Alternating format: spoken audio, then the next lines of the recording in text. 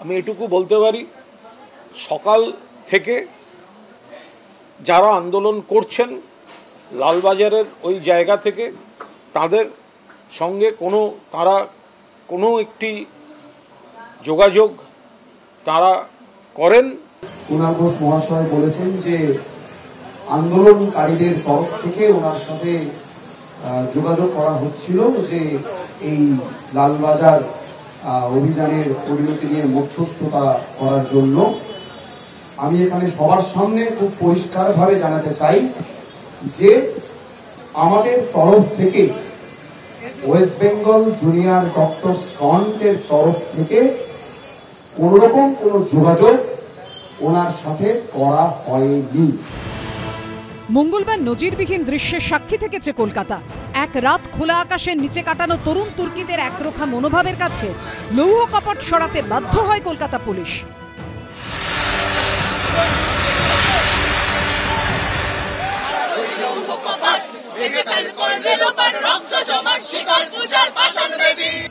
Police কমিশনারের সঙ্গে দেখা করে তার কাছে তারই পদত্যাগ দাবি করেন আন্দোলনরত জুনিয়র চিকিৎসকরা।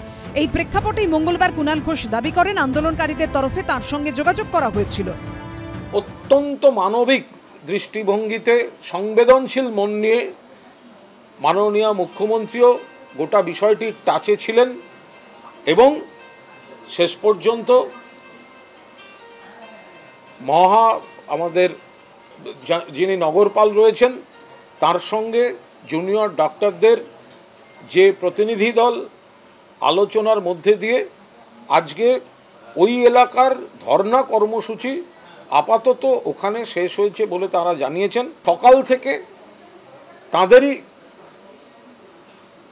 তরফে যোগাযোগ ছিল এবং সেখানে সংবেদনশীল মনোভাব দেখিয়েছেন যথারীতি মাননীয় মুখ্যমন্ত্রী এবং শেষ পর্যন্ত এই গোটা বিষয়টা আপাতত একটি বৈঠক সেখানে হয়েছে। মঙ্গলবার এই ছবিতে কুণাল ঘোষের সঙ্গে 4 জন পড়ুয়াকে বসে থাকতেও দেখা যায়। এদিন সেই 4 জন ডাক্তারি পড়ুয়াকে সঙ্গে নিয়ে সাংবাদিক বৈঠক করে West Bengal junior doctors front. Kunal ঘোষের দাবি খারিজ করে তারা স্পষ্ট জানান তাঁদের আন্দোলন সম্পূর্ণ অরাজনৈতিক, কারোর সঙ্গে যোগাযোগ করা হয়নি আন্দোলনরত জুনিয়র চিকিৎসকদের তরফে। আমরা WBJDF এর প্রতিনিধি হিসেবে যাইনি এবং WBJDF এর অনুমতি নিয়েও যাইনি। এখানে কোইন্সিডেন্টালি কুণাল ঘোষ মহাশয়ের সাথে দেখা হয় এবং উনি ডেকে নিয়ে আলেখ্যতে পড়েন। আমরা কোনোভাবেই WBJDF এবং আন্দোলনকারীদের প্রতিনিধি হিসেবে মধ্যস্থতা করতে যাইনি। লালবাজার অভিযান এবং তার পরিণতি নিয়ে কোনরূপ আলোচনা আমাদের মধ্যে ওখানে হয়নি। এই বিষয়টা খুব পরিষ্কার হওয়ার প্রয়োজন করা আছে। আমাদের এই আন্দোলন সম্পূর্ণ অরাজনৈতিক এবং অরাজনৈতিক ছিল, আসে, থাকবে। তাই কোন রাজনৈতিক ব্যক্তিত্ব বা কোন রাজনৈতিক দল যদি এর থেকে সুবিধা নিতে চায় আমরা তার তীব্র প্রতিবাদ জানাচ্ছি। গতকাল সকালে জুনিয়র ডাক্তারদের যারা লালবাজার অভিযান করেছেন, যারা 4 জন আমার কাছে বিকেলে এসছেন সেই 4 জন নন, যারা লালবাজারে ছিলেন তারা অনুভব করেন দুপুরের পর থেকে ডাক্তারবাবুরা ছাড়া অন্য বহু শক্তি সেখানে জমা হওয়ার একটা পরিকল্পনা নিচ্ছে, যেটা ডাক্তারবাবুরা পছন্দ করছেন না।